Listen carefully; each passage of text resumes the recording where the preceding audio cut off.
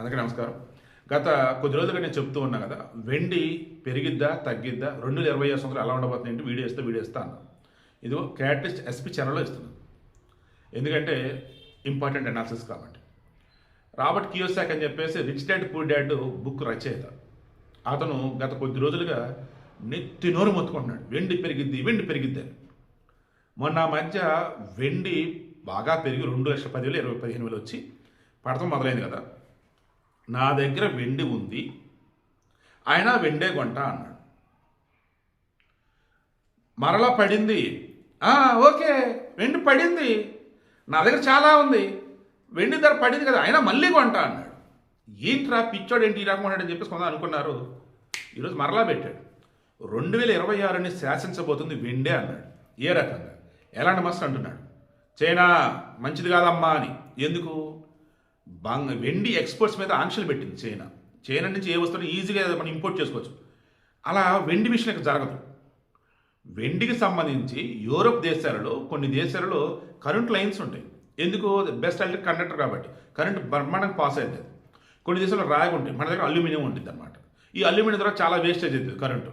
So point ఏంటంటే electrical లైన్స్లో వెండి కావాలి, ఎలక్ట్రిక్ వెహికల్స్లో వెండి కావాలి, 5G ఫోన్స్లో వెండి కావాలి, 5G టెక్నాలజీలో వెండి కావాలి. చెప్పుకుంటూ పోయినట్టయితే solar panels and industries, medicines. So వెండి అందరికీ వెండి కావాలి, అన్ని చోట్ల వెండి ఉండాలి. మరి అలాంటప్పుడు ప్రొడక్షన్ ఆ రకంగా ఉందా అంటే, ఎక్కడైతే భూమి నుంచి తీయాలి కాబట్టి వెండిని ఏ దేశంలో తీస్తున్నారు రేటర్ క్రాస్ చెక్ చేస్తున్నప్పుడు అనుకున్న వేలో ప్రొడక్షన్ లేదు, డిమాండ్ భారీగా ఉంది. దాంతో చైనా ఆంక్షలు పెడుతుంది. రేపు 2020 జనవరి 1 నుంచి ఆంక్షలు అమలవుతాయి. అప్పుడు డిమాండ్ వెండి కావాలి, బట్ వెండి లేదే. అప్పుడు ఆటోమేటిక్ రేట్ పెరిగిద్దా లేదా? అదే రాబర్ట్ కియోసాక్ యొక్క ధైర్యం. అందుకే భారీగా కొన్నాడు.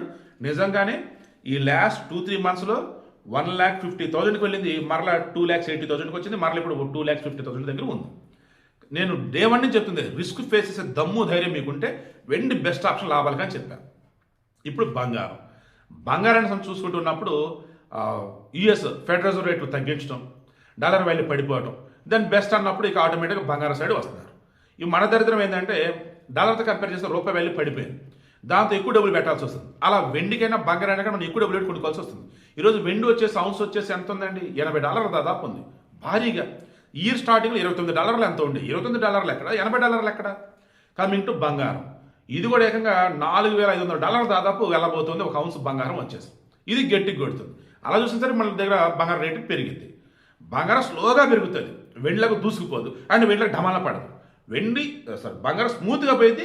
ఒకవేళ పడితే కొంచెం ఒకరోజు 2 రోజులు అంతే తప్ప ఫ్యూచర్లో బంగారం బంగారం బెస్ట్ ఇన్వెస్ట్మెంట్. రిస్క్ అయినా పర్లేదు, మాకు మస్తు పైసలు కావాలి, మేము కోటీశ్వరులు అవ్వాలి అనుకున్నప్పుడు భారీగా వెండి కొని పెట్టుకోండి.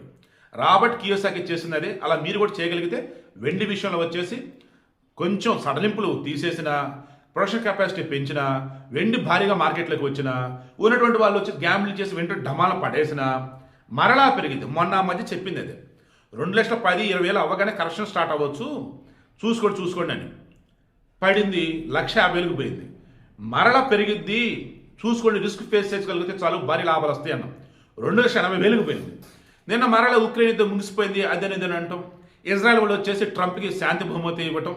ఫస్ట్ టైం నాన్ ఇజ్రాయెల్ వాళ్ళకి ఈ యూదులు ఇజ్రాయెల్ వాళ్ళు శాంతి బహుమతి ఇచ్చారు ట్రంప్కి.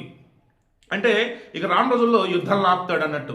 ఇలా ఎన్ని వచ్చినా సరే ఓకే, ప్రపంచంలో వెండి బంగారం వీటిని మించినటువంటి బెస్ట్ ఇన్వెస్ట్మెంట్ లేదన్నట్టు. వెండి ఇన్వెస్ట్మెంట్ కాదురా బాబు, అది ఏకంగా ఇండస్ట్రీస్లో వాడతారు కాబట్టి దాని అవసరం ఎప్పుడు ఉండిద్ది అన్నట్టు. ఇలా రకరకాలుగా మార్కెట్లో వచ్చేసి అనాలిసిస్లు ఉంటూ ఉన్నా మీ దగ్గర డబ్బు ఉంది, రిస్క్ ఫేస్ చేసిన భారీ లాభాలు కావాలంటే వెండికి వెళ్ళండి. బట్ అంతిమంగా మీ కన్సైజ్ చెప్పింది మాత్రమే చేయండి. ఓకే, 2026ని శాసించబోతుందంటే నాకు అనిపించిన ప్రకారం వెండి శాసించబోతుంది ఈజీగా. 2026 ఎండింగ్ నాటికి వెండి 4 లక్షలకు పేలిన ఆశ్చర్యం లేదు. రేపు 2026 ఫిబ్రవరి ఎండింగ్ నాటికి బంగారం కూడా 1,50,000 10 గ్రాములు దాటిద్ది. వెండి వచ్చి కూడా ఈజీగా 3 లక్షలు దాటిన ఆశ్చర్యం అయితే లేదు. ఏదైనా కరెక్షన్ జరిగితే తగ్గొచ్చు, బట్ మరలా పెరగడం అయితే ఖాయం. బంగారం 100%, వెండి మాత్రం కొంచెం అటు ఇటు ఫ్లక్చువేట్ అవుతుంటుంది. ఈలోపు చైనా కూడా ఆంక్షలు ఎత్తేసాడు అనుకోండి, మరలా వెండి పడవచ్చు. బట్ ఈలోపు అవసరాలు పెరుగుతాయి, బట్ మరలా వెండి పెరగవచ్చు. మరలా క్రాస్ చెక్ చేసుకుని ఈ వీడియో విన్న తర్వాత మీ డబ్బుని ఎందులో ఇన్వెస్ట్ చేయాలి ఏంటంటే చూసుకోండి. మరలా చెప్తున్నా, ఫిజికల్గా ఉన్నది బంగారం అయినా వెండి అయినా కొంచెం రిస్క్ అనేది ఉంటుంది. అదే ఈటీఎఫ్లో గోల్డ్ బాండ్ వెండి బాండ్లో అయితే బాగానే ఉంటుంది, కానీ దాని గురించి అవగాహన ఉన్న వాళ్ళు అలా ఓకే వెళ్తారు. నార్మల్గా ఉన్న వాళ్ళు జాగ్రత్తగా ఇంట్లో లాకర్లోనో బయట బ్యాంక్ లాకర్లోనో పెట్టుకోండి. మా దగ్గర అంత ఉంది ఇంత ఉంది, దయచేసి అక్కడ డబ్బా మాత్రం కొట్టుకోకండి.